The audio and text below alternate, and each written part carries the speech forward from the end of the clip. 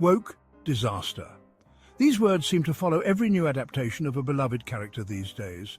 For your friendly neighborhood Spider-Man, on Disney Plus the criticism centered on two main changes: a more diverse cast of characters and some departures from traditional Spider-Man canon. But here's the thing, when people cry woke, they often miss something fundamental about Spider-Man's history.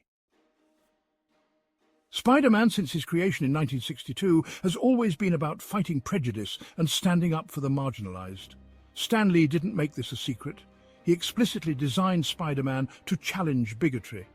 When your hero's motto is "with great power comes great responsibility," it's not just about stopping supervillains, it's about using your influence to make the world better for everyone.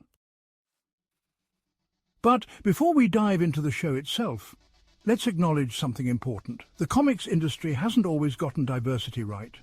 For decades, diverse characters were often underutilized or written out entirely.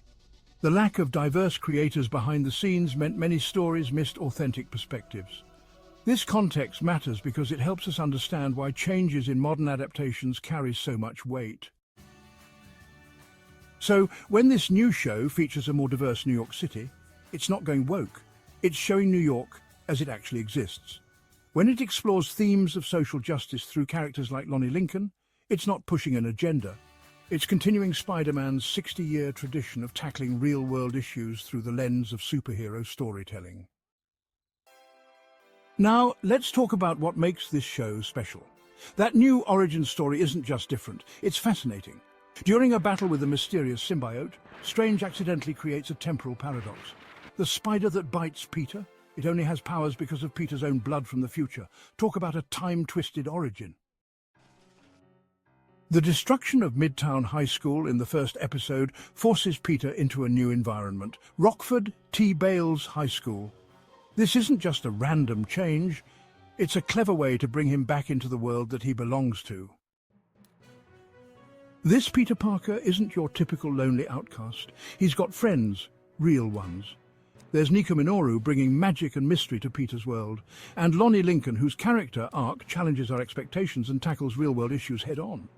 It's a Spider-Man who feels connected to his community in ways we haven't seen before. Then there's Norman Osborn as Peter's mentor.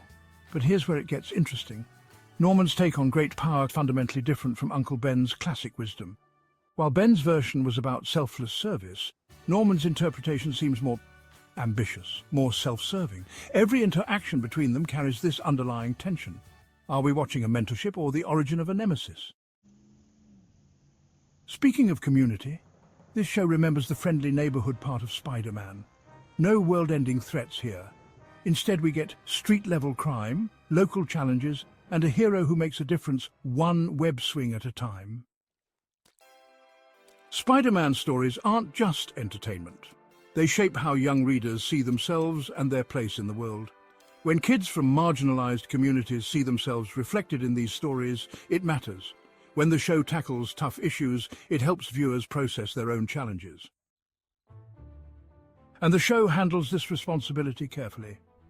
Violence isn't glorified, trauma isn't exploited for drama. Instead, these elements are treated with the weight they deserve, helping young viewers understand real-world consequences while maintaining hope and optimism. Your friendly neighborhood Spider-Man isn't trying to destroy tradition, it's building on it. It's showing us that Spider-Man's message of responsibility and heroism is universal. Whether you're a long-time fan or discovering Spidey for the first time, this show reminds us why this character has endured for over 60 years. So what do you think? Has this new take on Spider-Man won you over? Share your thoughts in the comments below and don't forget to subscribe for more superhero deep dives.